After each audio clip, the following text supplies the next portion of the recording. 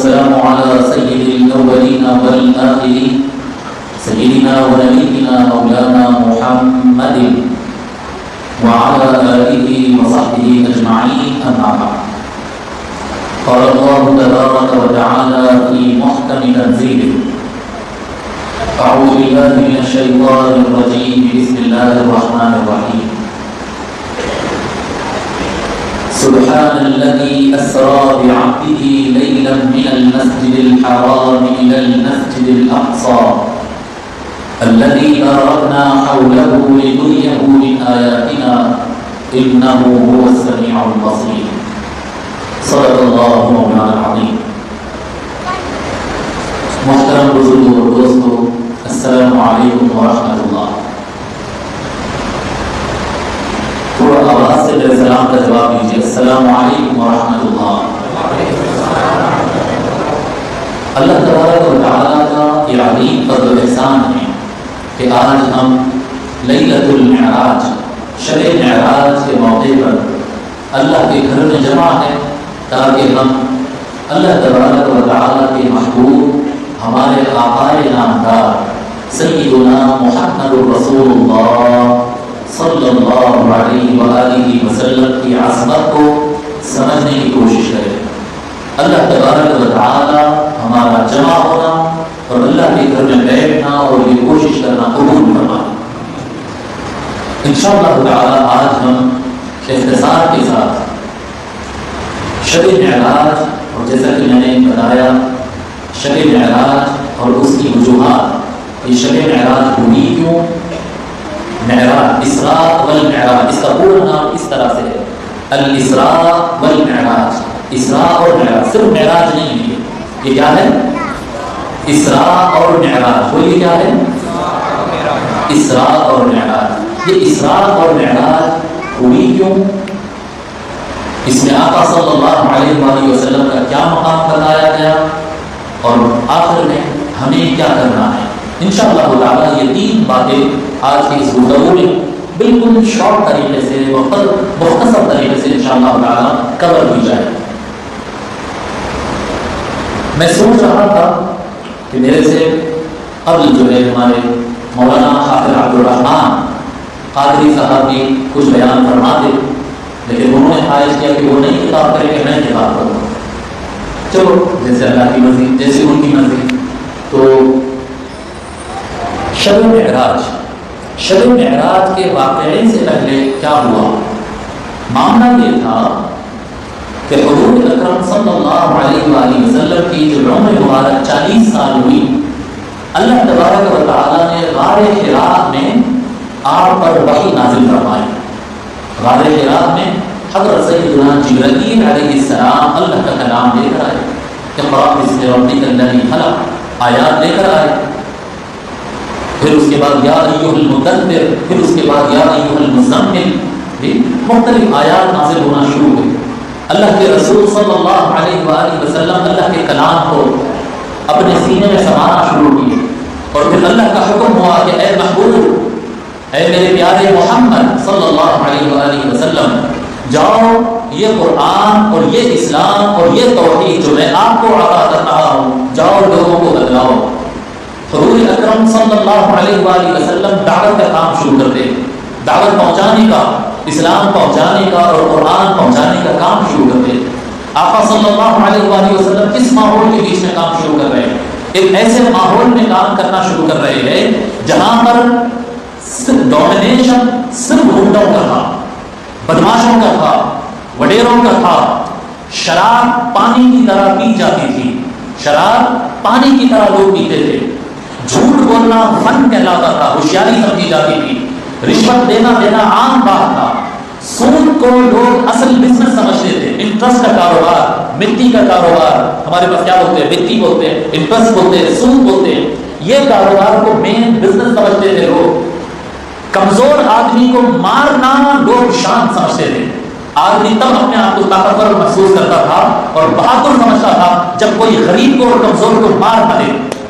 جب مار دے تو سمجھتا کہ ہاں میں بھی بڑا بہادر ہوں. کوئی بیوہ ہو جائے، کوئی یتیم ہو جائے، اس کا مال کھینچ لینا آسان بات سمجھی جاتی تھی، اچھی بات سمجھتے تھے لوگ.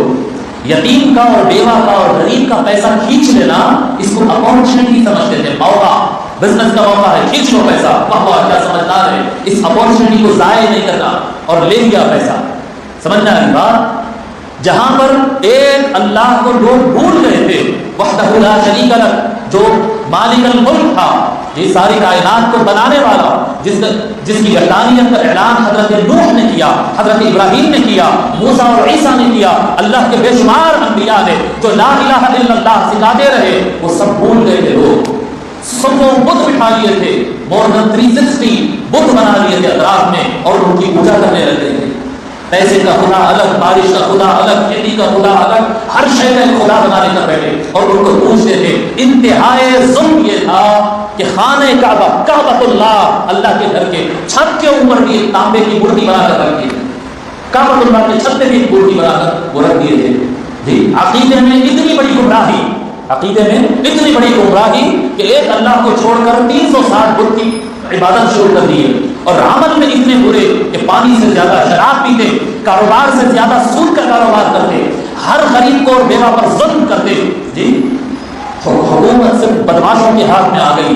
آقا صلی اللہ علیہ وآلہ وسلم اسلام جب پہنچانے کے لیے اٹھے تو وہ صرف اور صرف لوگوں کو عقیدہ سکھا دینا، لوگوں کو نماز پڑھوا دینا نہیں تھا، وہ 360 بتوں کے خلاف بغاوت کی، 360 بتوں کے خلاف ایک ریولوشن کا اعلان تھا، سودی بزنس کے خلاف ایک ریولوشن کا اعلان تھا، ظالم حکمران جو بیٹھے ہوئے تھے ان کے خلاف ایک انقلاب کا اعلان تھا کہ آپ کے سسٹم کو ہم نہیں مانتے، آپ کے دیووں کو کیا کہتے ہیں، دیوی دیوتاؤں کو ہم نہیں مانتے، ان کی چڑھاؤں کے سسٹم کو ہم برخاست کریں گے۔ یہ جو آپ لوگ دھندا بنا لیے ہیں مذہب کے نام پر، اس کا خاتمہ ہوگا۔ یہ جو سود شروع کریں انٹرسٹ کا بزنس، اس کا خاتمہ ہوگا۔ آپ تصور کریں جب آپ ایک مظلوم کے لیے آواز اٹھائیں گے تو آپ کے سائے مظلوم اور کمزور ہوگا، ظالم آپ کا دشمن ہوگا، اور ظالم ہمیشہ طاقتور اور پیسے والا ہوتا ہے۔ سب سے زیادہ پیسے والوں کے خلاف اٹھ کھڑے ہونا تھا، سب سے بڑے طاقتور مسل پاور، مین پاور رکھنے والوں کے خلاف آواز اٹھانا تھا، سب سے زیادہ پولیٹیکل ڈومینیشن رکھنے والوں کے خلاف آواز اٹھانا تھا، اور آواز اٹھانے میں آپ اکیلے تھے، آپ کے ساتھ صرف دو تھے، صرف دو تھے آپ کے ساتھ جب میدان میں آپ آئے، صرف دو تھے علی الاعلان جو سامنے آئے، ایک علی ابن ابی طالب اور ایک ابو بکر صدیق رضی اللہ عنہ۔ مولا علی صاحب تھے اور سیدنا ابو بکر صدیق رضی اللہ عنہ، آپ دونوں ساتھ تھے باہر کی دنیا میں، باہر کی دنیا میں، اور ایک وائف تھی ہماری ماں تھی ام المؤمنین خدیجہ الکبریٰ رضی اللہ تعالی عنہ، جو کہ شہر مکہ کے نامور تاجروں میں سے اچھے پیسے رکھتی تھی، معزز خاندان سے تھی، ام المؤمنین خدیجہ الکبریٰ رضی اللہ تعالی عنہ، جن کا پیسہ سب سے زیادہ اسلام کی خدمت کیا، سب سے زیادہ ام المؤمنین ابتدائی دور جب کسی کے پاس سوچنا تھا وہ وقت سے، ٹھیک ہے۔ اور چوتھے ستون دو تھے، دو باہر تھے، ایک علی بن ابی طالب اور ایک ابو بکر صدیق، ایک اپنے بیٹے جیسا بھائی تھا رشتے میں، کزن تھے، مولا علی کزن تھے لیکن بیٹے جیسے تھے، بچپن سے گود میں پالے۔ ایک حضرت ابو بکر رضی اللہ تعالیٰ عنہ جو بچپن سے ساتھی تھے اور اسلام پیش کرتے ہی امیڈیٹ قبول کرے اور ساتھ دیے، جی۔ اور کون تھے؟ اور جو ہے میدان میں ام المؤمنین خدیجہ، ایک خاتون تھی، ایک معزز اونچے درجے کی خاتون تھی، آپ کی وائف اور ہماری ماں ام المؤمنین خدیجہ تھے، اور ایک بزرگ تھے جن کا نام سیدنا ابو طالب رضی اللہ تعالیٰ حضور صلی اللہ علیہ وآلہ وسلم کے چچا حضرت ابو طالب رضی اللہ تعالیٰ، یہ چار افراد میں ابتدائے اسلام میں جب اسلام کا کام شروع ہوا تو سب سے زیادہ اور سب سے بڑا سپورٹ جو تھا وہ سیدنا ابو طالب کا تھا رضی اللہ تعالیٰ، جو بظاہر لوگ کے سامنے کلمہ نہیں پڑھے، جو بظاہر اپنے اسلام کا اعلان نہیں کیے، لیکن ان کے سارے بچے کلمہ پڑھ لیے تھے، ان کی وائف سیدتنا فاطمہ بنت اسد، ان کا پورا گھر مسلمان ہو گیا تھا، لیکن سیدنا ابو طالب بظاہر کلمہ نہیں پڑھے تھے، اور بظاہر کلمہ نہیں پڑھ کر کفار کے حملوں سے سرکار صلی اللہ علیہ وآلہ وسلم کو بچانے کا سب سے بڑا رول جو ادا کیے وہ سیدنا ابو طالب ادا کیے۔ کفار شروع میں مذاق اڑائے حضور صلی اللہ علیہ وسلم کا، مذاق اڑاتے تھے، ارے کیا بیکار کی باتیں کر رہے ہیں، 360 کو اتنے بڑے خداؤں کو ہم چھوڑ دیں گے کیا، ایسا ہوتا کیا، مذاق اڑاتے تھے، معاذ اللہ کبھی مجنون کہتے ہیں، معاذ اللہ کیا کیا کہتے ہیں، گستاخ لوگ سرکار کی شان میں بدتمیزی کرتے، اور ابتدائی زمانے میں تو اس طرح سے کرنے لگے، لیکن بعد کے دور میں جب انہوں نے دیکھا کہ بات علی اور ابو بکر تک نہیں رکی، اب بلال حبشی کی اسلام قبول کر لی، اب جو ہے آگے بڑھ کر عمار بن یاسر بھی اسلام قبول کر لیے، ان کے ماں باپ بھی اسلام قبول کر لیے، انہوں نے دیکھا کہ عثمان بن عفان بھی اسلام قبول کر لیے، انہوں نے دیکھا کہ سعد بن ابی وقاص بھی اسلام قبول کر لیے، عبد الرحمن بن عوف بھی اسلام قبول کر لیے۔ جب انہوں نے دیکھا کہ دعوت محمدی، دعوت حق، اسلام کا پرچم آہستہ آہستہ لہرانے لگ رہا ہے، لوگ مسلمان ہو رہے ہیں، تب مشرکین مکہ کو لگا کہ نہیں نہیں، یہ ہنسی مذاق میں اڑانے والی بات نہیں ہے، صرف ٹھٹے سے بات نہیں چلے گی، اب حملہ کرنا پڑے گا، اب مار پیٹ کرنا پڑے گا، اب ظلم کرنا پڑے گا، ہاتھ پیر توڑنا پڑے گا، خون بہانا پڑے گا، ورنہ لوگ ہمارے خداؤں کے منکر ہمارے سسٹم سے بغاوت کریں گے اور ایک اللہ اور توحید کی طرف چلے جائیں گے۔ ان سے روکنے کے لیے اب طاقت لگانا پڑے گا۔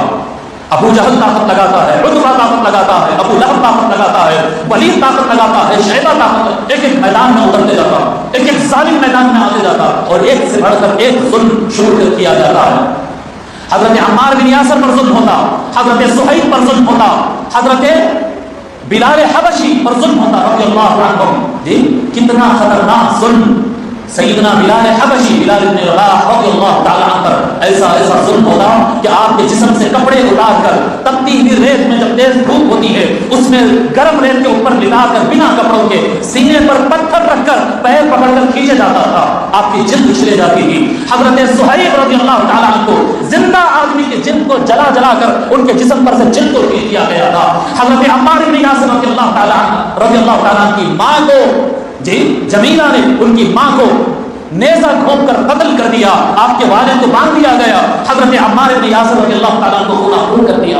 جی جگہ جگہ حملہ ہوتا، کئی مرتبہ سیدنا ابو بکر صدیق رضی اللہ تعالیٰ عنہ کو چلتے سڑک پر پھانسی دے دیتے ہیں، رومال ڈال کر پھانسی دے دیا جاتا ہے، سڑک پہ چلنا مشکل ہو گیا تھا، ظلم کی انتہا ہو گئی، ظلم کی انتہا ہو گئی، اس کے باوجود جو حق کو مان لیا وہ ایک قدم پیچھے نہیں ہٹے۔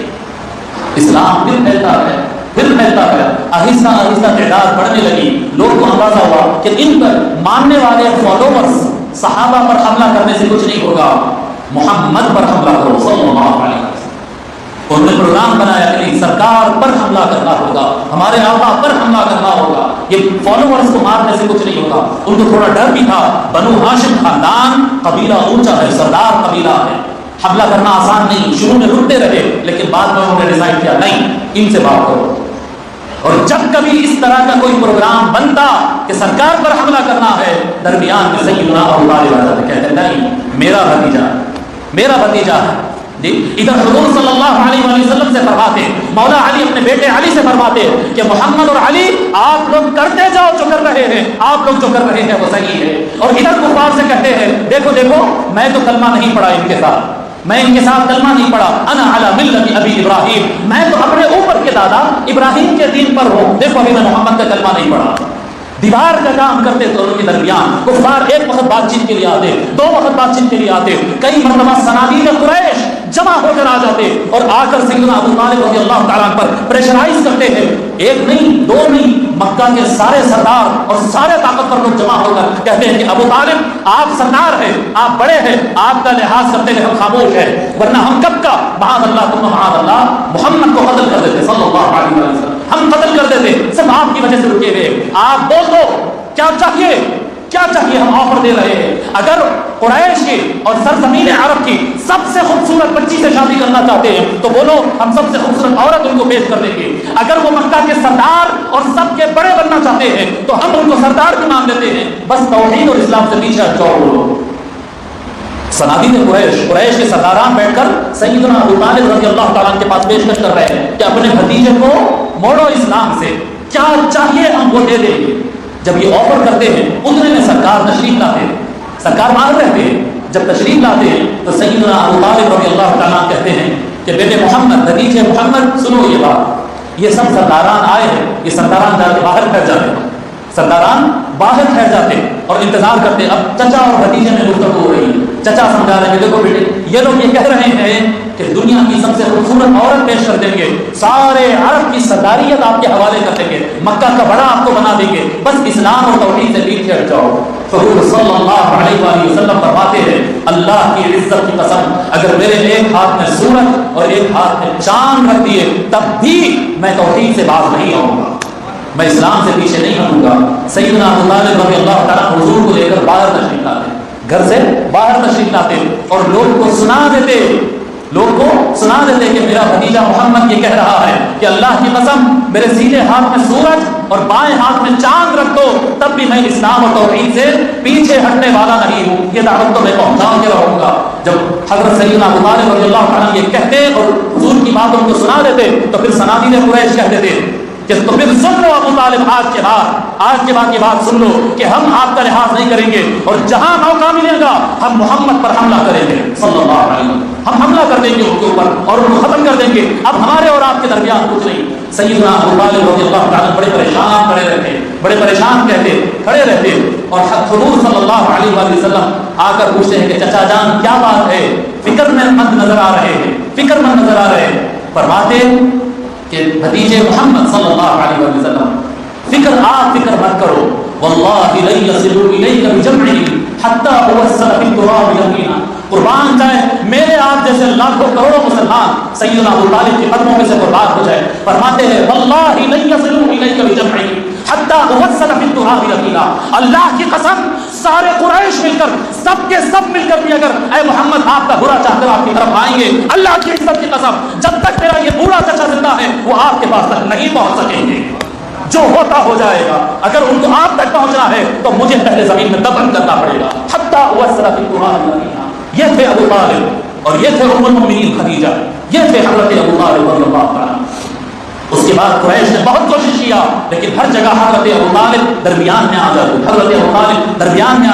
نہیں کر سکتے۔ ایک موقع ایسا آتا ہے کہ وہ لوگ ایک ڈیسائیڈ کرتے ہیں سارے قبائل مل کر، اچھا یہ بنو ہاشم ہے، سرکار کے خاندان کا نام ہے نا بنو ہاشم، معلوم نہیں ہے نہیں معلوم ہے سرکار کے خاندان کا نام کیا ہے؟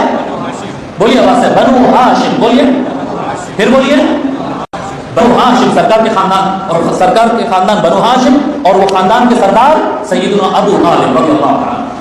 جب انہوں نے دیکھ لیا کہ حضور تک نہیں پہنچ سک رہے ہیں اور یہ سردار بیچ میں آ رہے ہیں تو انہوں نے ڈیسائیڈ کیا، بہت قبیلے تھے قریش نے مکہ کے اندر بہت سارے، بعض تاریخ لکھنے والے یہاں تک بتائے کہ more than 40 سے زیادہ قبیلے رہتے تھے الگ الگ۔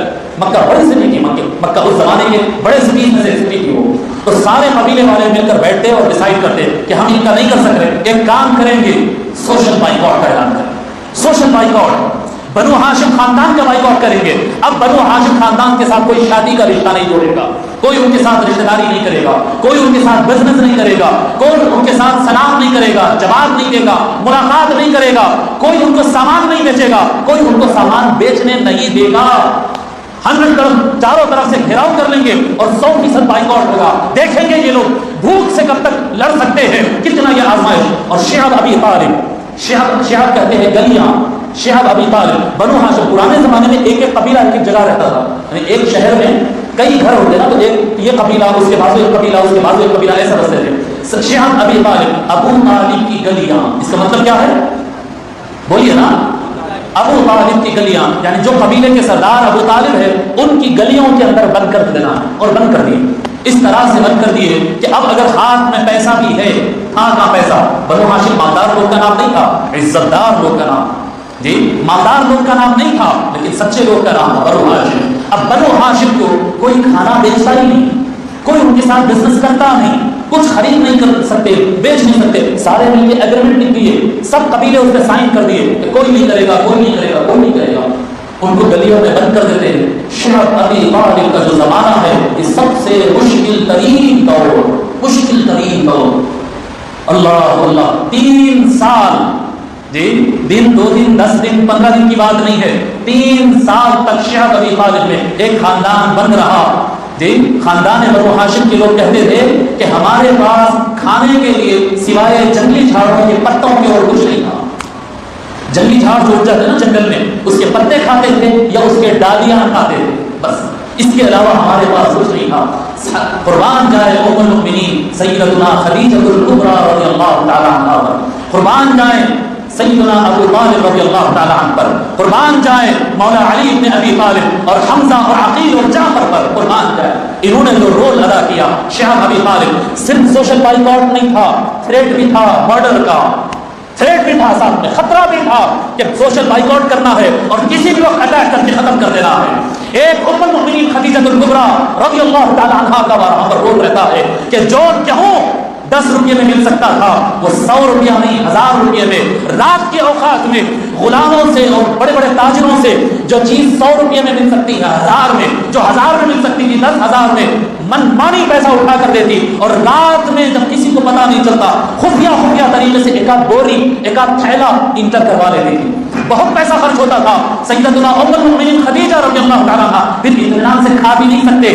اگر کھانا اندر آ گیا اور سب مل کر پکا کر کھائے قریش کو پتا چل جائے گا کہ کوئی سورس سے کھانا اندر جا رہا اور سورس پکڑا جائے گا، تو پتہ بھی نہیں چلنا ہے. تھوڑا تھوڑا کھانا چھپا کر روزانہ نہیں ملتا، کبھی کبھار کھانا اندر آ جاتا تھا، وہ بھی سونوں کی بھگار ام المؤمنین خرچ کرتے جاتی. 3 سال تک بنو ہاشم کے پیٹ میں یا پتے جاتے رہے یا اگر کھانا گیا تو ام المؤمنین خدیجہ کا کھانا گیا. یہ ام المؤمنین خدیجہ میں بتا رہا ہوں کہ اسلام کے آغاز میں جو ام المؤمنین خدیجہ کا مال نے کام کیا ہے وہ قیامت تک کسی کا مال وہ کام نہیں کر سکتا. وہ کام ام المؤمنین خدیجہ رضی اللہ عنہا نے کیا. یہ تھا کھانے سے متعلق. اور دوسرا تھا تھریٹ، خطرہ، کسی بھی وقت حملہ ہو سکتا ہے. حضرت سیدنا ابو طالب رضی اللہ تعالیٰ کیا کرتے؟ رات میں بستر بچھاتے، ہر طرف دشمن ہے، ایسٹ ویسٹ نارتھ ساؤتھ ہر سائڈ دشمن ہے، ہر آدمی قتل کرنا چاہ رہا ہے، کلیئر میجورٹی ہے، کبھی بھی اٹیک کر دے تو نہیں بچا سکتے. جی آقا صلی اللہ علیہ وآلہ وسلم کو رات میں کیا کرتے تھے؟ ایک جگہ سلا دیتے تھے، سب بچوں کو سلا دیتے. حضور کو ادھر سلا دیے، علی کو ادھر سلا دیے، عقیل کو ادھر سلا دیے، جعفر ادھر سو گئے، حمزہ ادھر سو گئے. قربان جائے سیدنا ابو طالب آپ کی عظمتوں پر سلام. رات لیٹ نائٹ ہوتی، آتے حضور کو نیند سے اٹھا دیتے، کہتے کہ محمد ایک کام کرو، آپ وہاں جا کے سو جاؤ. اگر کوئی کافر کو پتا چل گیا کہ یہ جگہ حضور سو رہے ہیں اور کوئی کھڑکی میں سے تنبی میں سے کہیں سے تیر مار دیا تلوار مار دیا تو آپ کو لگ سکتی ہے. لوگ دیکھ کے سب لوگ کو معلوم ہو گیا آپ یہاں سوئے، اپنی فیملی کے اندر سب کو معلوم ہو گیا نا یہاں سوئے. اب ایک کام کرو، آپ کو رات کے 12 بجے 1 بجے 11 بجے یہ لیٹ نائٹ اٹھاتے فرماتے آپ ادھر شفٹ ہو جاؤ. کبھی اپنے بیٹے علی کو ان کی جگہ سلا دیتے. اگر بستر خالی رہا تو حملہ کرنے والے کو معلوم ہو جائے گا کہ محمد جگہ بدل لیے، تیر خالی چلا جائے گا، گڑبڑ ہو جائے گی. اس کو یقین ہونا چاہیے کہ ہاں سو رہے. تو حضور کو اٹھاتے، کبھی علی کو سلاتے، حضور کو کبھی بدلتے جگہ، کبھی عقیل کو سلاتے، کبھی جعفر کو، اپنے بیٹوں کو باری باری بدل کر حضور کے بستر پر سلاتے جاتے.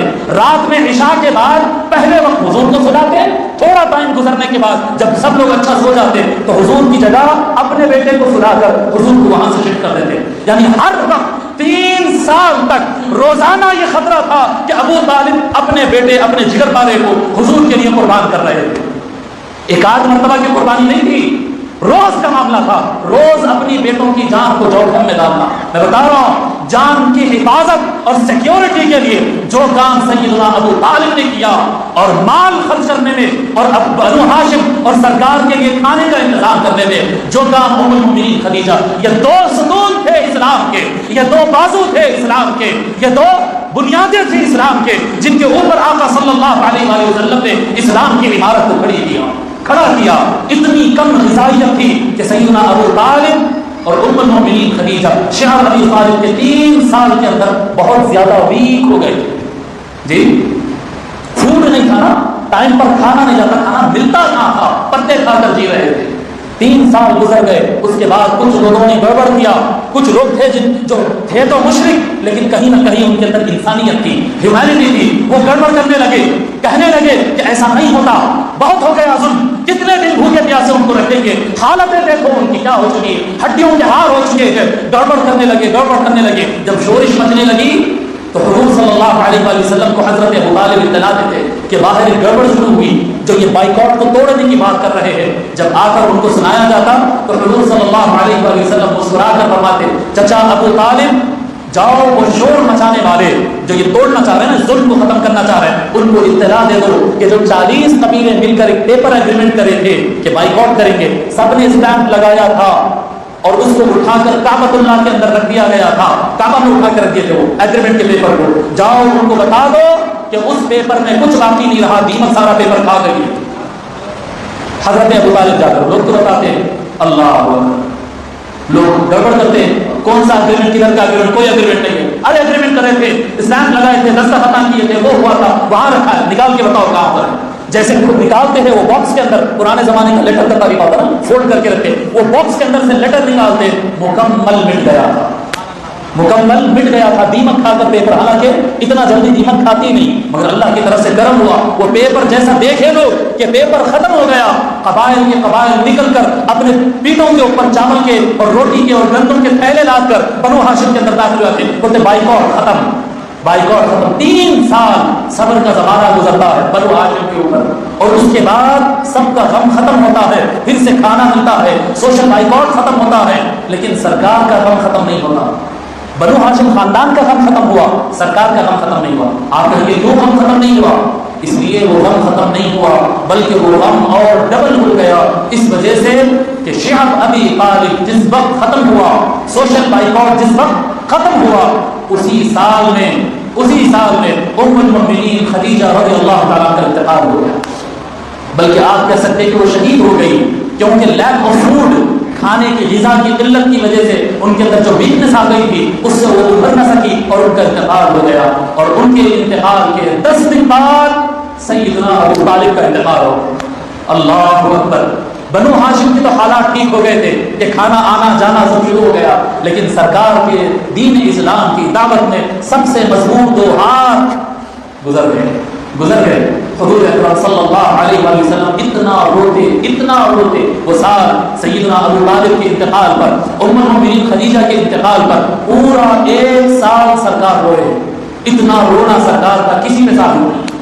اپنے سگے بیٹے سیدنا ابراہیم کے انتقال پر، جی اپنے سگے بیٹوں پر، آقا صلی اللہ علیہ وسلم کے 3 بیٹے، تینوں بیٹوں کا انتقال ہو گیا، لیکن سرکار اپنے بیٹوں کے انتقال پر اتنا نہیں روئے جتنا سیدنا ابو طالب اور ام المؤمنین خدیجہ رضی اللہ عنہما کے انتقال پر ہوئے، اتنا روئے آقا صلی اللہ علیہ وسلم، غمگین ہو گئے، غم کا سمندر بن گئے، یہاں تک کہ تاریخ لکھنے والے ہر مؤرخ نے اس سال کا نام عام الحزن کہا ہے کہ یہ غم کا سال ہے، پورا سال غم بنائے آقا صلی اللہ علیہ وآلہ وسلم، اور قریش کے پاس جاتے، پھر اسلام کا وہ کام کرنا ہے، ابھی اللہ کا پیغام پہنچانا ہے، اللہ کا پیغام پہنچانا ہے، لیکن اب حالات بدل گئے، اب سیدنا ابو طالب بغیر حیات نہیں ہے، آقا صلی اللہ علیہ وآلہ وسلم پر حملے ہونے لگے، آقا صلی اللہ علیہ وآلہ وسلم نماز پڑھتے کعبۃ اللہ کے اندر، سجدے میں جاتے، اونٹ میں سے جو بیکار چیزیں نکلتی، اجڑی نکلتی ہے، اونٹ کو ذبح کرتے نا، جب گوشت ہڈی وغیرہ نکلتی ہے وہ تو کھانے پینے میں جاتی ہے، جو اس کے اندر سے فضلات اور بیکار پیٹ میں سے سامان نکلتا جب پھینکا جاتا ہے، آقا صلی اللہ علیہ وآلہ وسلم سجدے میں رہتے، وہ اونٹ کی اجڑی لا کر، وہ ساری گندگی لا کر سرکار کی گردن پر ڈال دیا جاتا، پیٹھ پر ڈال دیا جاتا، طرح طرح کے ظلم ہوتے، یہ جو کہ سیدنا ابو طالب کے زمانے میں نہیں ہوتے۔ آقا صلی اللہ علیہ وآلہ وسلم دیکھتے کہ اب ان کو کتنا بھی سمجھاؤ یہ سمجھنے کے لیے راضی نہیں ہے، تو وہ ارادہ کرتے آقا صلی اللہ علیہ وسلم کہ مکہ کے بازو طائف ہے، مکہ سے 40-50 کلومیٹر کے فاصلے پر ایک سٹی ہے جس کا نام طائف ہے، قریب ہے، طائف کو جا کر وہاں پر اسلام پھیلاتے، جب جانے والے ہوتے یہاں کفار کو معلوم ہو جاتا کہ سرکار ادھر جا رہا ہے، ان کو اطلاع کرا دیتے طائف والوں کو کہ دیکھو یہ تمہارے خداؤں سے بغاوت کرنے کے لیے، ایک اللہ بولنے کے لیے آ رہے ہیں، تم کیا ری ایکشن دینا ہے، بی ریڈی، تیار ہو جاؤ۔ آقا صلی اللہ علیہ وسلم وہاں پر پہنچتے، وہاں کے ظالم بادشاہ، وہاں کے ظالم حکمران کیا کرتے ہیں، اوباش قسم کے چلر بدماش گندے جو نوجوان ہوتے نا، اوباش آوارہ قسم کے آوارہ نوجوانوں کو سمجھا دیتے ہیں کہ جب محمد طائف کی گلیوں میں گزرے تو ان کا مذاق اڑانا، ان کو گالی کرنا اور ان پر پتھر مارنا۔ آقا صلی اللہ علیہ وسلم طائف کی گلیوں میں جاتے، لوگ کو اسلام کی طرف بلاتے، جواب میں گالی ملتی، جواب میں مذاق اڑایا جاتا، جواب میں پتھر مارا جاتا۔ آقا صلی اللہ علیہ وسلم کو اتنے پتھر مارے جاتے کہ آقا صلی اللہ علیہ وسلم کے جسم پاک سے جگہ جگہ سے خون نکل کر آپ کی چپل مبارک میں جمنا شروع ہو جاتا۔ آقا صلی اللہ علیہ وسلم وہاں سے خونا خون ہو کر زخمی حالت سے پلٹ کر آتے اور آتے آتے راستے میں ایک باغ میں رک جاتے، ایک باغ میں رکتے آرام کرنے کے لیے، انون جگہ رہتی، باغ دکھتا ہے وہاں پر بیٹھ جاتے، وہاں پر دو فرشتے آتے اللہ کے فرشتے آتے اور آ کر عرض کرنے لگتے، یا رسول اللہ کے حکم سے ہم یہاں پر آئے ہیں، اللہ نے آپ کی مرضی پوچھی ہے، یا رسول اللہ اگر آپ حکم دے تو ہم طائف کے اوپر پہاڑ کو الٹ دیتے، ساری بستی کو ہوا میں اٹھا کر پلٹ کر واپس لا دیتے، آپ حکم کریے۔ دوسرا فرشتہ کہتا ہے، یا رسول اللہ طائف کی بستی پورے پہاڑوں میں گھری ہوئی ہے، اگر آپ کا حکم ہو تو ہم پہاڑوں کو ملا دیتے اور یہ سارے ظالموں کو پیس کر ختم کر دیتے۔ قربان جائے سرکار رحمت للعالمین پر صلی اللہ علیہ وآلہ وسلم فرماتے ہیں، نہیں کوئی پہاڑ کوئی بستی الٹنے کی ضرورت نہیں، پہاڑوں میں پیسنے کی ضرورت نہیں۔ اللہم اہد قومی فإنہم لا یعلمون، اے اللہ میری قوم کو ہدایت دے، یہ لوگ نہیں جانتے۔ آقا صلی اللہ علیہ وآلہ وسلم دعا فرماتے اور آقا صلی اللہ علیہ وآلہ وسلم کی زبان مبارک پر اور آپ کے دل مبارک میں یہ خیال آتا، اگر میری بیوی خدیجہ اور میرے چچا ابو طالب زندہ ہوتے تو آج طائف والوں کی یہ ہمت نہیں ہوتی، یہ ہمت نہیں ہوتی لوگ کو کہ مجھے اتنا پتھر مار کے خونہ خون کر دے، میرے چچا ابو طالب اگر زندہ ہوتے تو یہ نہیں ہوتے۔ آقا صلی اللہ علیہ وآلہ وسلم کا دل مبارک غم سے لبریز ہو جاتا اور غم کی انتہا کو پہنچ جاتا۔ آقا صلی اللہ علیہ وآلہ وسلم اپنے مکان مبارک میں آرام فرماتے کہ بعض لوگ بعض ائمہ کی روایت کے مطابق وہ رجب المرجب کی 27ویں شب تھی، 26واں دن تھا، رات 27 نائٹ تھی۔ آقا صلی اللہ علیہ وآلہ وسلم اپنے مکان مبارک میں آرام فرماتے، یکایک حضرت سیدنا اللہ تبارک و تعالیٰ کے حکم سے حضرت سیدنا جبرائیل علیہ السلام حاضر ہو جاتے، اکیلے حاضر نہیں ہوتے بلکہ فرشتوں کی ایک بڑی بارات کو لے کر آتے، ہزاروں لاکھوں فرشتوں کا سمندر ہے، سب کو لے کر سیدنا جبرائیل علیہ السلام حاضر ہو جاتے کہ آج اللہ کا محبوب سرور کائنات غمگین ہے اور غم انتہا ہے۔ جی ابو طالب سے بڑھ کر سرکار کے لیے کیا نعمت ہو سکتی ہے؟ ارے ام المؤمنین خدیجہ سے بڑھ کر سرکار کے دل میں کس کی محبت ہو سکتی ہے؟ ہاں ام المؤمنین خدیجہ سے بڑھ کر بھی سرکار کسی کو چاہتے تھے۔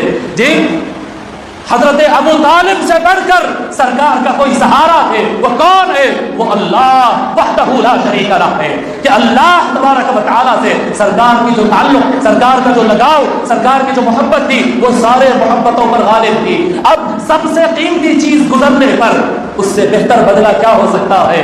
اللہ تبارک و تعالیٰ نے اس وجہ سے یہ ریزن ہے، یہ مین ریزن بنا کہ اللہ تبارک و تعالیٰ نے سیدنا محمد رسول اللہ صلی اللہ علیہ وآلہ وسلم کو اپنے پاس بلایا۔ سمجھ میں آ رہی بات؟ یہ بیک گراؤنڈ ہے، یہ بیک گراؤنڈ ہے کہ اب حضور کے کلیجے کو ٹھنڈک پہنچنے کے لیے، اب حضور کے دل کو قرار پہنچنے کے لیے، اب جو کھوئے ہیں اس سے بڑی ملاقات ہونا ہے تو ابو طالب سے بڑھ کر ملاقات ہونا ہے، ام المؤمنین خدیجہ سے بڑھ کر ملاقات ہونا ہے۔ تو یہ کون سی ملاقات ہو سکتی ہے؟ یہ ملاقات رب ذوالجلال سے ہو سکتی ہے۔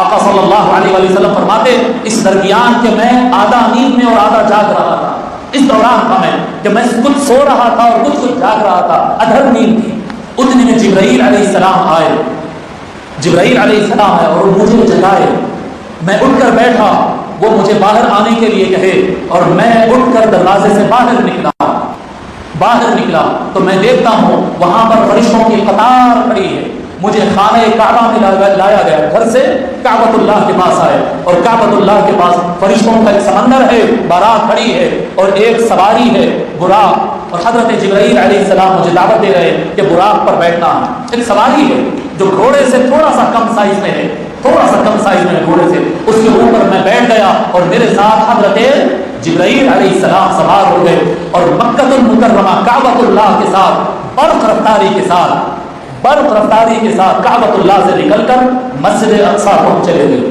مسجد اقصیٰ تک برق رفتاری کے ساتھ۔ براق، شیخ الاسلام علامہ طاہر القادری صاحب اس کی بڑی اچھی تشریح فرماتے براق کیا ہے؟ برق عربی زبان میں کرنٹ کو کہتے ہیں، الیکٹریسٹی، کرنٹ، جو کرنٹ ہوتا ہے، الیکٹریسٹی جو ہوتی ہے اس کو برق کہتے ہیں۔ بجلی جو چمکتی ہے نا آسمان سے، بجلی کڑکنا جو کہتے ہیں، وہ کیا ہوتا ہے؟ وہ کرنٹ ہے، ایکچوئل وہ کرنٹ ہوتا ہے، پاورفل کرنٹ ہوتا ہے، اس کو ایک کو برق کہتے ہیں اور اس کی جمع براق ہے۔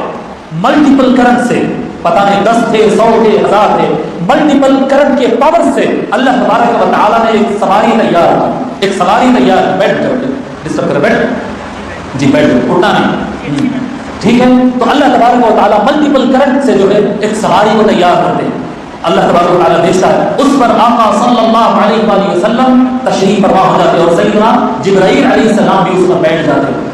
اس زمانے میں لوگ کے لیے یہ بڑا معجزہ تھا، لیکن آج تھوڑا تھوڑا ہم سمجھ سکتے ہیں۔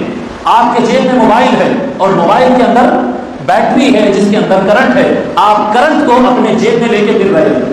پرانے زمانے میں یہ سوچ بھی نہیں سکتا تھا انسان، سمجھ میں آ رہی بات؟ آپ سوچتے ہوں گے کہ کرنٹ کی سواری کے اوپر بیٹھتے کیسا؟ تو ابھی تک سائنس وہاں پہنچی نہیں، ابھی تک سائنس وہاں پر پہنچی نہیں، لیکن اللہ تبارک و تعالیٰ نے حضور کے لیے فراہم کیا، اور آقا صلی اللہ علیہ وسلم جبرائیل علیہ السلام کے ساتھ بیٹھ کر گزرتے، اور راستے میں کئی نظارے آتے ہیں، رفتار اتنی ہے کہ کوئی تصور نہیں کر سکتا، ملٹیپل کرنٹ کی اسپیڈ ہے، اور وہ اسپیڈ کے ساتھ آگے بڑھ رہے ہیں۔ راستے میں حضرت سیدنا موسیٰ علیہ السلام کو دیکھتے ہیں کہ وہ کھڑے ہو کر حضور صلی اللہ علیہ وسلم پر درود السلام پڑھ رہے ہیں، درود السلام پڑھ رہے ہیں۔ رأیت موسیٰ واقفا یصلی، میں نے دیکھا موسیٰ علیہ السلام کھڑے ہو کر درود السلام دے رہے ہیں۔ جی، کھڑے ہو کر سلام پڑھنا حضرت موسیٰ علیہ السلام کی سنت ہے، اس روایت کے مطابق۔ کلیئر ہے یہ بات؟ کھڑے ہو کر بیٹھ کر پڑھنا بھی جائز ہے درود السلام، اور ہم جمعہ کے موقع پر کھڑے ہو کر پڑھتے ہیں، جلسے کے بعد کھڑے ہو کر پڑھتے ہیں، تو بعض لوگ پوچھتے ہیں کہ بھئی کھڑے ہو کر پڑھنا کہاں سے؟ نمبر ایک یہ بات ہے کہ اللہ تبارک و تعالیٰ نے کوئی قید نہیں لگایا کہ بیٹھ کر پڑھو، ٹھہر کر پڑھو، اور اگر کوئی روایت چاہیے تو دیکھو اللہ کے نبی موسیٰ علیہ السلام کھڑے ہو کر سلام پڑھ رہے۔ موسیٰ علیہ السلام کو تو گزرے ہوئے 1000 سال گزر گئے ہیں، 1000 سال سے زیادہ گزر گئے ہیں، لیکن اللہ کے رسول کو نظر آ رہے ہیں اپنی قبر میں اٹھ کر کھڑے ہوئے اور سرکار کے استقبال میں پڑھ رہے ہیں۔ وہاں سے مسجد اقصیٰ کو پہنچتے، مسجد اقصیٰ کو پہنچتے، یہ کون سا سفر ہے؟ یہ سفر کا نام ہے اسراء۔ بولیے کیا نام ہے؟ کہاں سے؟ مکہ سے لے کر، مکہ مکرمہ سے لے کر مسجد اقصیٰ تک۔ بولیے کہاں سے؟ پھر سنیے، مکہ مکرمہ سے لے کر مسجد اقصیٰ تک۔ بولیے کہاں سے کہاں تک؟ مکہ مکرمہ سے مسجد اقصیٰ۔ یہ کون سا سفر ہے؟ یہ زمینی سفر ہے، یہ زمینی سفر ہے۔ آقا صلی اللہ علیہ وسلم یہ جو زمینی سفر طے کیے ہیں، اس کو اللہ تبارک و تعالیٰ کی آیت میں بیان کیا، سبحان الذی اسریٰ بعبدہ لیلا من المسجد الحرام الی المسجد الاقصیٰ۔ یہ جو حصہ ہے اسراء کا، میں آپ کو ایک عقیدے کی بات بتا دوں کہ اگر کوئی آدمی اسراء کا انکار کرے، واقعہ اسراء کا یہ سفر جو مکہ اور مسجد اقصیٰ کے درمیان ہے، اگر کوئی آدمی اس واقعے کا انکار کرے وہ ڈائریکٹ کافر ہو جاتا ہے، کافر ہو جاتا ہے، کیونکہ اللہ تعالیٰ نے کلیئر بیان کر دیا ہے۔ ٹھیک ہے، اس کے بعد مسجد اقصیٰ پہنچتے ہیں، روایات میں آتا ہے، حدیث شریفہ میں آتا ہے کہ وہاں پر اللہ تبارک و تعالیٰ سارے انبیاء کے ارواح کو، سارے انبیاء کے سولز کو وہاں پر جمع فرما دیتا ہے۔ مسجد اقصیٰ کے اندر سارے انبیاء جمع ہیں روح کے ذریعے، سول کے ذریعے، اور آقا صلی اللہ علیہ وآلہ وسلم with soul and with body، روح اور جسم کے ساتھ آقا صلی اللہ علیہ وآلہ وسلم کھڑے ہیں، اور سب انبیاء کی نماز ہونے والی ہے، صفیں باندھی گئی، اور سب مل کر کہہ رہے ہیں کہ اے محمد آپ نماز پڑھائیے۔ آقا صلی اللہ علیہ وسلم آگے بڑھتے، نماز پڑھاتے، اور ان کو نماز پڑھانے کے بعد پھر حضرت جبرائیل حضور صلی اللہ علیہ وسلم کو پھر براق پر تشریف فرما ہونے کے لیے کہتے، اور بیٹھ کر آسمانوں کا سفر شروع ہوتا۔ کہاں سے؟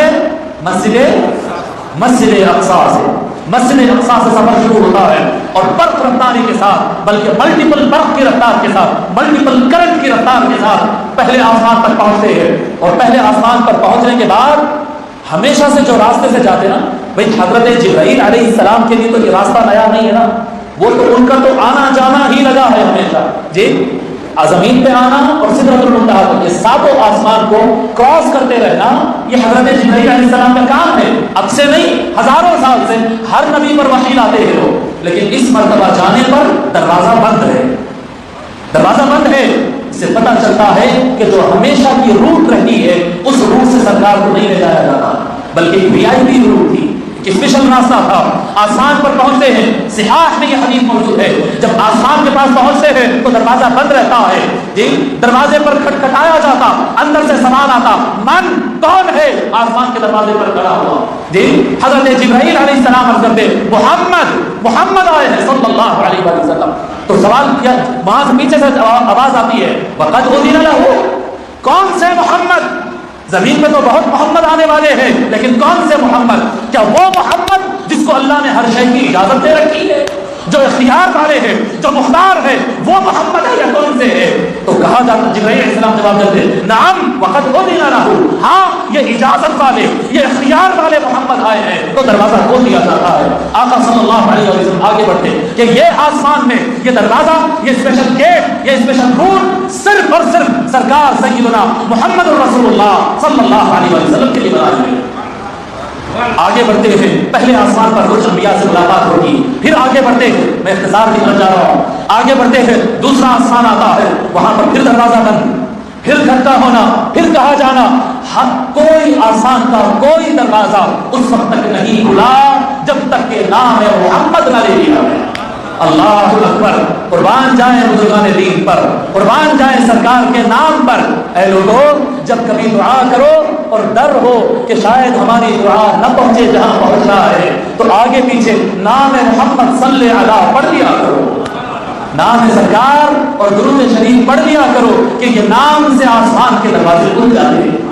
سمجھ آ رہی بات؟ جی اللہ اکبر، الدعاء موقوف بین السماء والارض ما لم يصل على محمد وآل محمد او كما قال علیہ وآلہ الصلوۃ والتسلیم، کہ دعا اس وقت تک رکی رہتی ہے، جی دعا اس وقت تک اسٹینڈ بائی پہ رکھی جاتی ہے۔ یہ سمجھتے نا آپ کو سمجھنا بول کر ورڈ یوز کر رہا ہوں، روکی جاتی ہے یعنی اسٹینڈ بائی میں رکھ دیا جاتا ہے، اس کو آگے نہیں بڑھنا دیا، بڑھنے نہیں دیا جاتا، روک دیا جاتا ہے۔ کب تک؟ ما لم يصل على محمد وآل محمد، جب محمد اور آل محمد پر درود پڑھ دیا جاتا ہے تب دعاؤں پر چلے جاتی ہے۔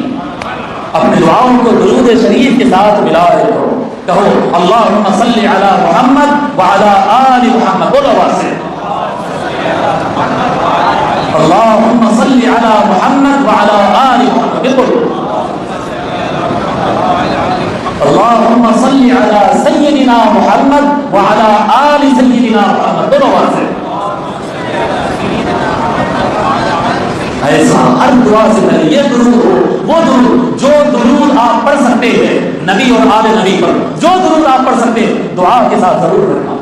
آقا صلی اللہ علیہ وآلہ وسلم کے ساتھ جبرائیل علیہ السلام ہے، فرشتوں کی بارات ہے، ایک آسمان سے اوپر نکلے انبیاء سے ملاقات کرتے، اور ایک آسمان سے اوپر نکلتے انبیاء اور فرشتوں سے ملاقاتیں ہوتی جاتی، ایک ہوا، دو ہوئے، تین ہوئے، چار ہوئے، پانچ، چھ، سات، ساتویں آسمان کو کراس کرتے ہیں، سدرۃ المنتہا کا مقام آتا ہے، اس سدرۃ المنتہا کے مقام کے پاس جب پہنچتے ہیں حضور اکرم صلی اللہ علیہ وآلہ وسلم فرماتے فارقنی جبرائیل، وہاں سے جبرائیل سفر میں میرا ساتھ چھوڑ دیے، وہاں سے جبرائیل علیہ السلام سفر سے رک گئے اور کہے کہ اے محمد صلی اللہ علیہ وآلہ وسلم اب یہاں سے آپ کو آگے اکیلا جانا ہوگا، اکیلے جانا ہوگا۔ اب یہاں سے میزبان تو جبرائیل علیہ السلام ہے نا، لے جانے والے ان کو راستے معلوم تھے آسمانوں کے، انہوں لے جا رہے تھے۔ اب یہاں سے بولے کہ سرکار اب یہ میرے سے نہیں ہو سکتا، نہ میں لے جا سکتا نہ میری سواری لے جا سکتی، میں بھی یہاں پر اسٹاپ ہوں اور میرا براق بھی یہاں پر اسٹاپ ہے۔ اور سدرۃ المنتہا کے مقام سے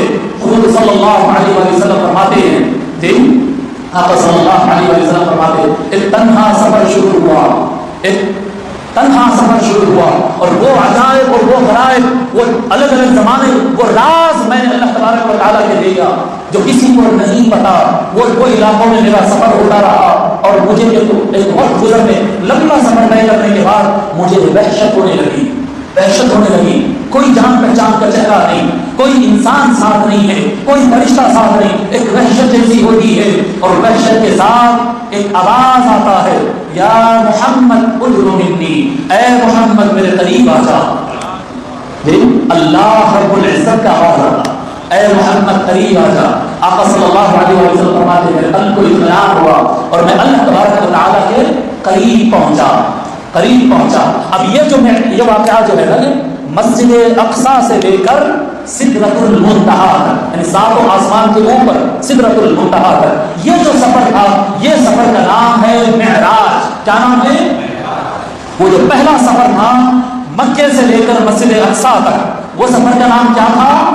آواز سے کوئی نا، اسراء۔ وہ زمینی سفر کا نام اسراء ہے، اور وہ مسجد اقصیٰ سے لے کر سدرۃ المنتہا جہاں تک سیدنا جبرائیل علیہ السلام تشریف لائے، اس مقام تک جو سفر تھا اس سفر کا نام ہے معراج۔ اب سدرۃ المنتہا سے جو آگے سفر ہے اس کا نام کیا ہے؟ اللہ والے کہتے ہیں اس کا نام ہے الف سے اعراج. معراج میم سے ہے نا, آپ الف کو زیر لگا کر کہیں اعراج. بولیے, پھر بولیے اعراج. تو سفر شب اسراء اور معراج میں 3 سفر ہوئے. پہلا سفر زمینی تھا, اس کا نام کیا ہے؟ اسراء. دوسرا سفر مسجد اقصی سے سدرۃ المنتہا تک, وہ سفر کا نام کیا ہے؟ معراج. اور سدرۃ المنتہا سے پھر اللہ کی حضرت میں اللہ جل جلالہ کی شان اور اللہ تبارک و تعالیٰ کی بارگاہ روبرو حاضر ہونے والے اس سفر کا نام کیا ہے؟ آواز سے بولیے اعراج. تاکہ آپ کو یاد ہو اس لیے دوہرا رہا ہوں. اسراء, معراج اور اعراج. اب شیخ الاسلام بڑا ایک نقطہ بتاتے ہیں یہاں پر, بڑا زبردست نقطہ. آپ فرماتے ہیں کہ آقا صلی اللہ علیہ وآلہ وسلم کے بارے میں لوگ نور تھے یا بشر تھے اس بات پہ جھگڑا کرتے. نور تھے, سرکار نور تھے یا بشر تھے؟ آپ لوگ بولیے نا جی. کچھ لوگ بولتے بشر تھے, بشر تھے. کچھ لوگ بولتے نور تھے, نور تھے. آپ یہ بات یاد رکھیں, سرکار بشر بھی تھے, سرکار نور بھی تھے.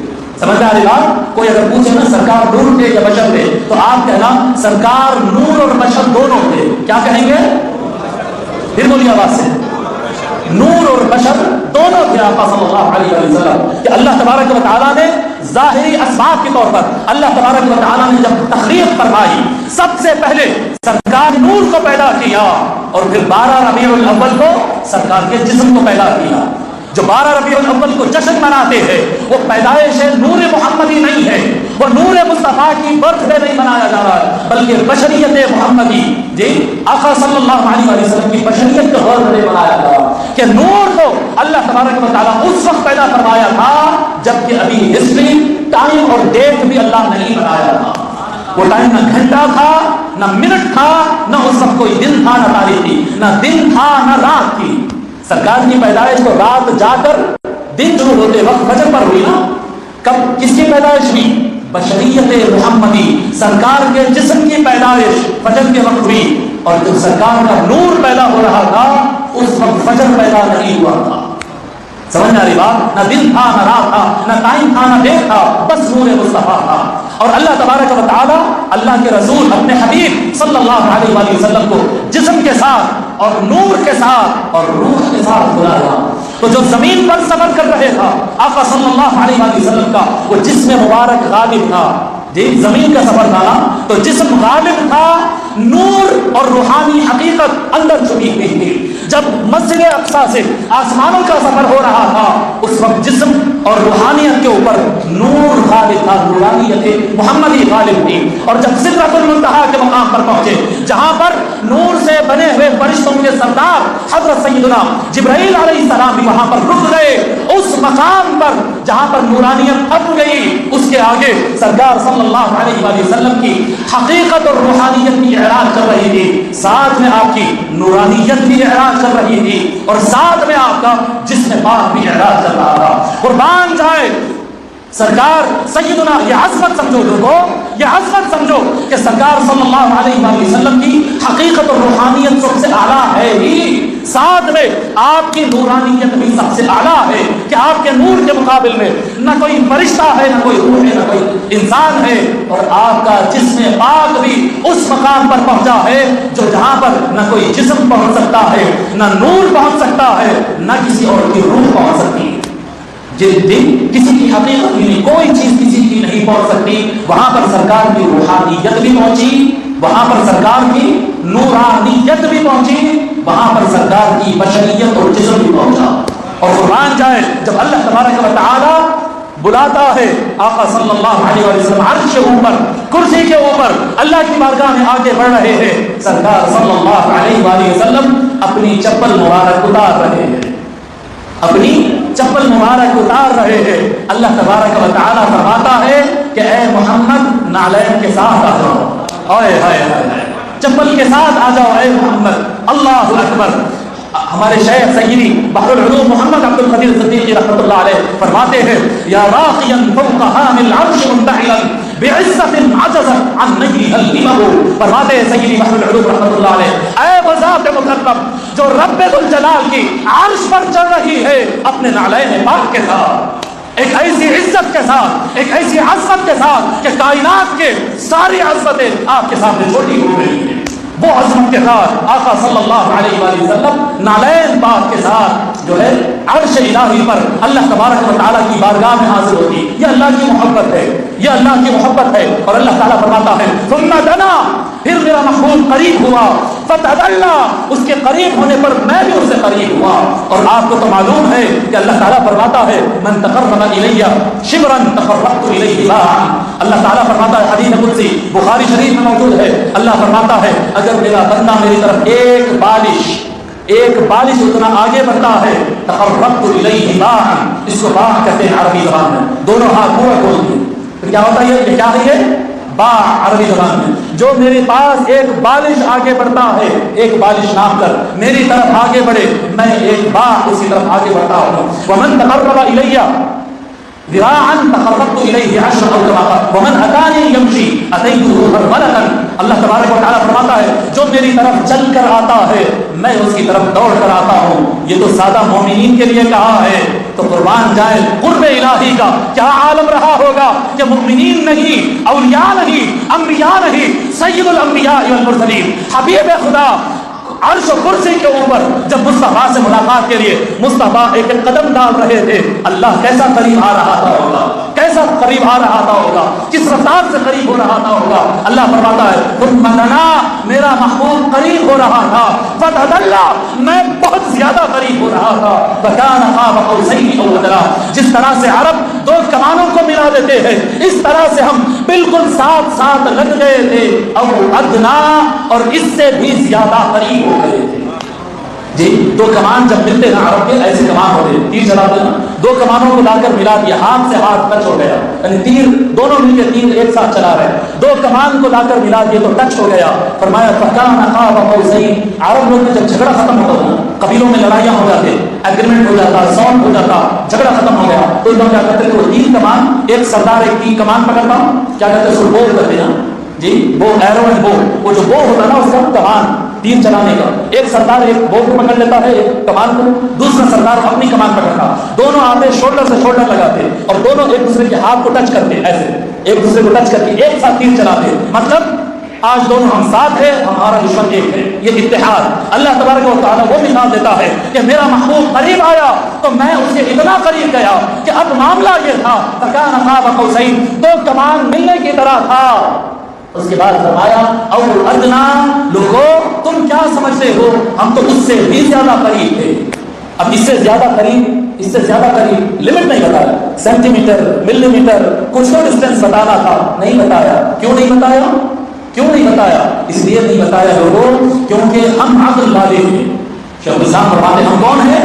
ہم عقل والے ہیں، اور عقل والوں کو ہر چیز سے میتھمیٹیکل سمجھنا آتی، میتھمیٹیکل سمجھنا ہے۔ مثال کے طور پر اگر آپ کے پاس موبائل ہے یا آپ کے پاس گھڑی ہے تو ایک تجربہ کر لو، ایسا ٹائم دیکھو، ٹائم نظر آتا، میرے پاس گھڑی نہیں ہے مگر آپ کے پاس جس کے پاس ٹائم نظر آتا، ایسا دیکھو ٹائم نظر آتا، ایسا ٹائم نظر آتا، ایسا بھی آ جاتا، ایسا دکھتا ٹائم نہیں دکھ رہا ہے۔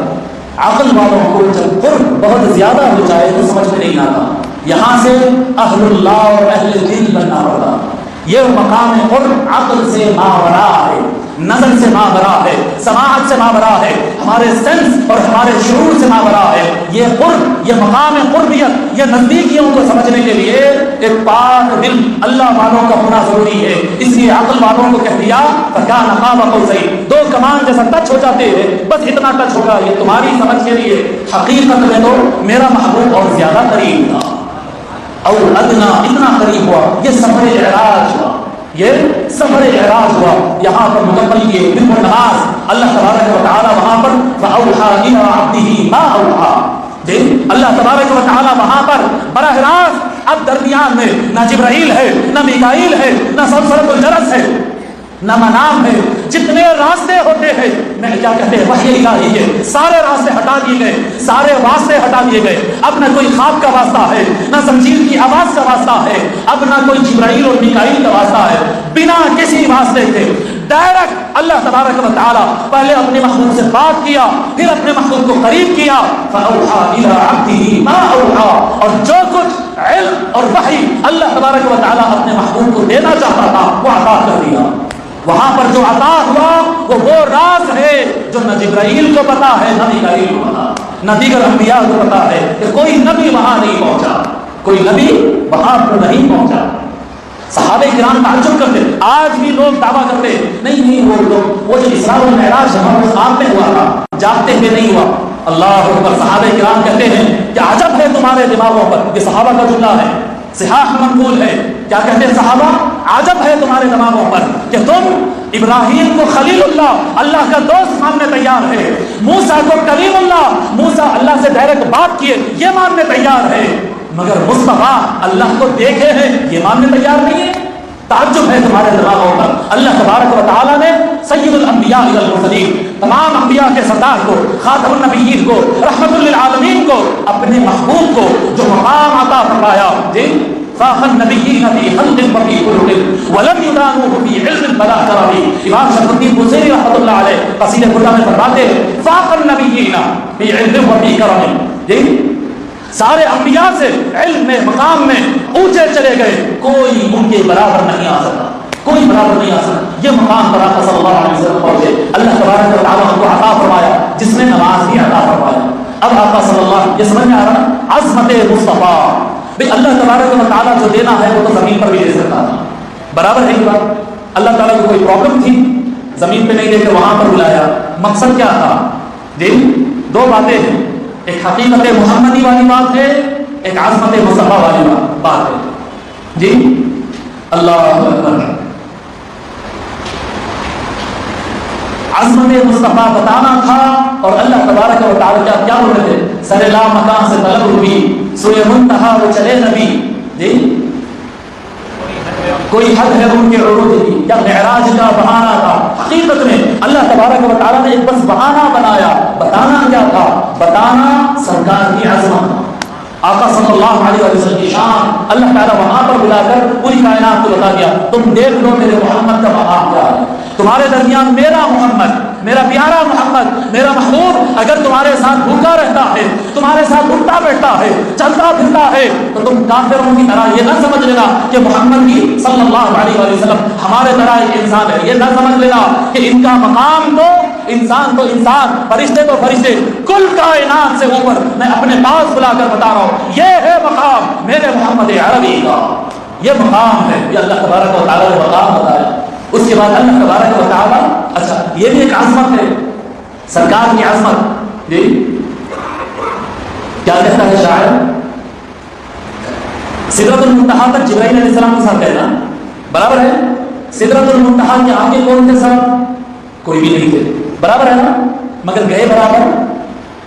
صحیح جگہ گئے, روٹ غلط تو نہیں, غلط نہیں کر روٹ. چلو بھائی آپ کہیں گے مکے سے کیا کہتے ہیں, گھر سے مکے کا راستہ تو حضور کو معلوم تھا, مکے سے مسجد اقصی کا راستہ حضور کو بھی معلوم تھا, جبرائیل السلام کو بھی معلوم تھا ہوگا, مگر آسمانوں کا راستہ تو حضور نہیں گئے تھے نا, نہیں گئے تھے نا.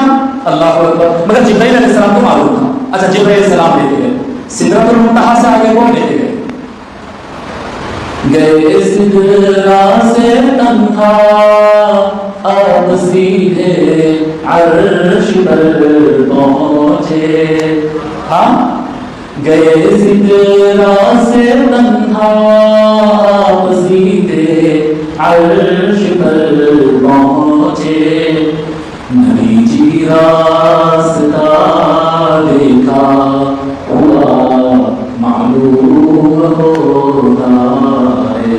ایسا لگتا ہے کہ حضور کے راستہ دیکھے ہوئے, نبی جی راستہ دیکھا ہوا معلوم ہوتا ہے. گئے سدرہ سے تنہا آپ سیدھے عرش پر پہنچے. نبی جی راستہ دیکھا ہوا معلوم ہوتا ہے. اگر ارے نادان, ایک تو اللہ تبارک و تعالی ساری کائنات پر اپنے محبوب کو شاہد بنایا کہ مصطفیٰ کی آنکھوں سے کوئی شے اوجھل نہیں ہوتی, کوئی چیز چھپتی نہیں, مصطفیٰ کو ہر شے نظر آتی ہے. نمبر ایک یہ. اور اے نادان, حقیقت محمدی کو سمجھا کہا جسے تو آسمان کہہ رہا ہے, جسے تو سدرۃ المنتہا کہہ رہا ہے, جسے تو عرش کہہ رہا ہے, جسے تو کرسی کہہ رہا ہے, جسے تو رفرت کہہ رہا ہے, یہ سارا لامکان جو تو کہہ رہا ہے, یہ سب نور محمد سے ہی تو بنے ہوئے.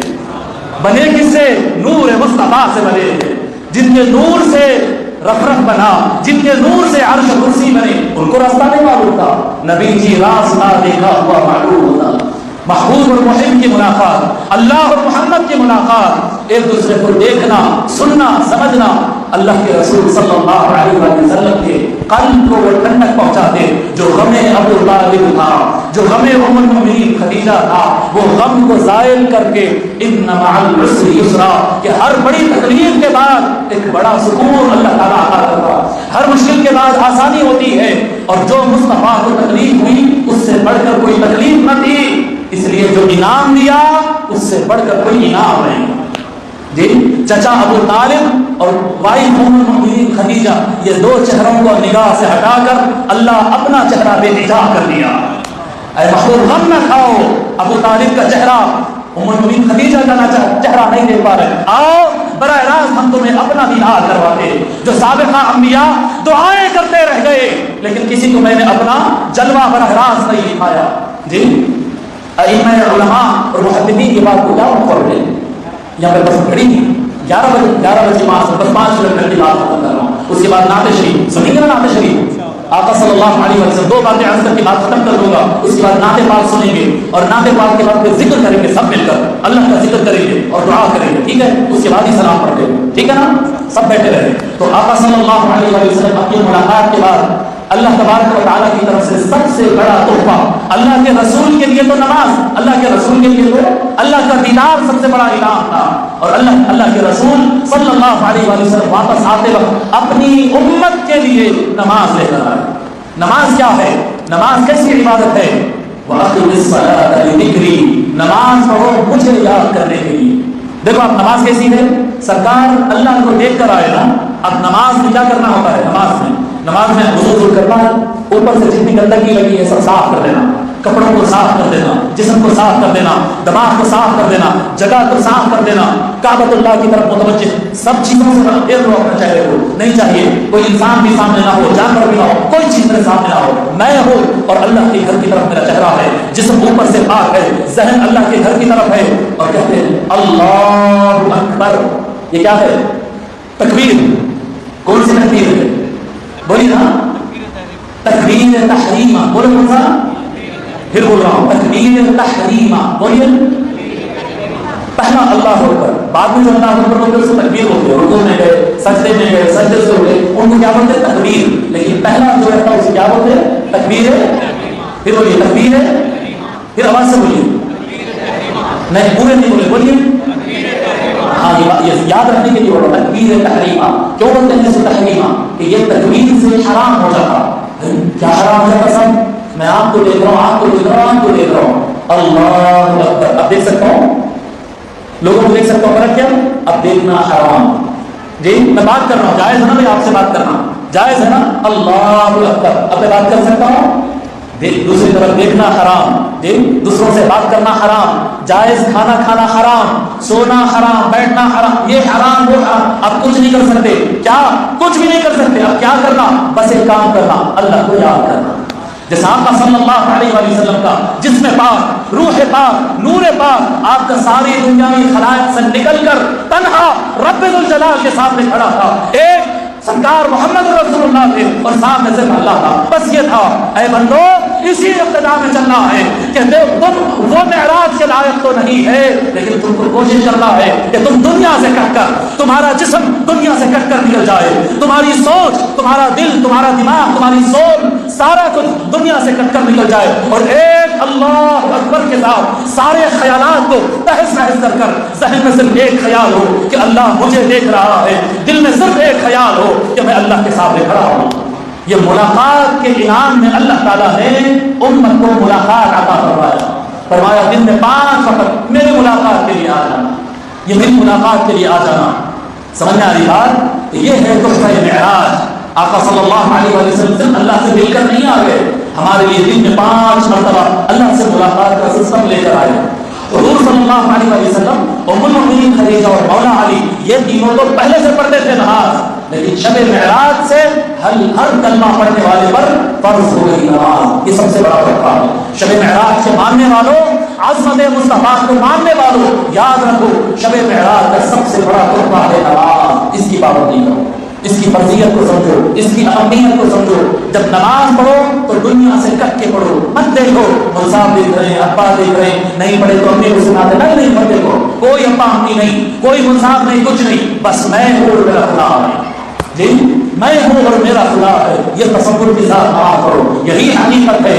جی وجہت وجهي للذي فطر السماوات والارض حنيفا، جو زمین و آسمان کو پیدا کرنے والا ہے، میں اپنا چہرہ اس کی طرف کر دیا سب کو چھوڑ کر. حنیفا، بس اسی کے لیے، اسی کے اخلاص کے ساتھ، جی بس اسی کی طرف یہ نیت کے ساتھ نماز پڑھو. اور آقا صلی اللہ علیہ وسلم واپس اترے تو اللہ تبارک و تعالیٰ نے فرمایا والنجم اذا هوى.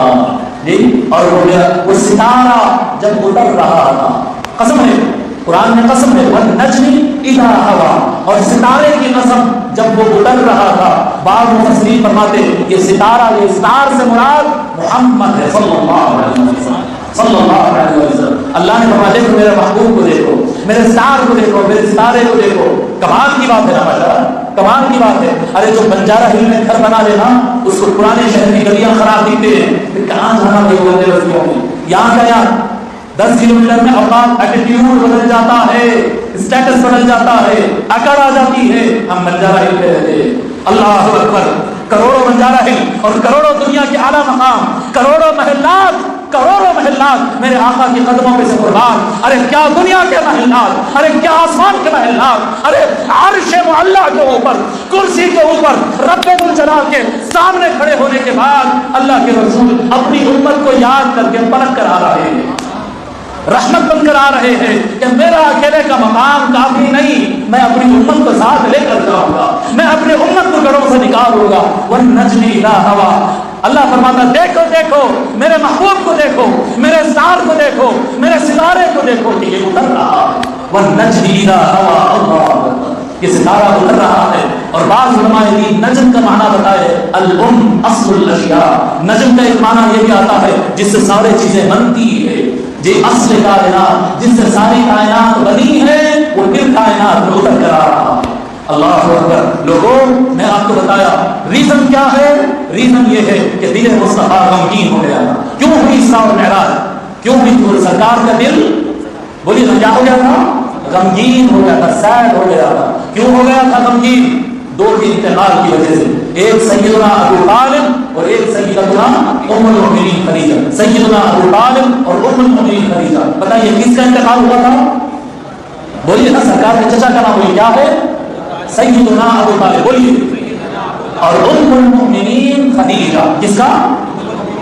یہ ان دونوں کے انتقال کے دل مصطفیٰ کے جو غم تھا، وہ غم کو دور کرنے اسراء و معراج کی اور عظمت وہ دکھائی گئی کہ عرش و لامکان سے بھی آگے نکل گئے. اللہ تبارک و تعالیٰ سے براہ راست ملاقات کی. اور ہمارے لیے کیا ہے؟ ہمارے لیے کیا ہے؟ ہمارے لیے نماز ہے.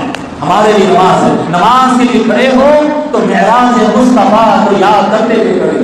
جی اسی لیے تو نماز کمپلیٹ نہیں ہوگی اس وقت تک جب تک ہم یہ نہ کہیں السلام علیک ایھا النبی، اے نبی آپ پر سلام ہو. جی کیوں؟ ارے انہوں تو لا کے دیے نا صاحب، انہوں نے تو ملتا تھا کیا نماز؟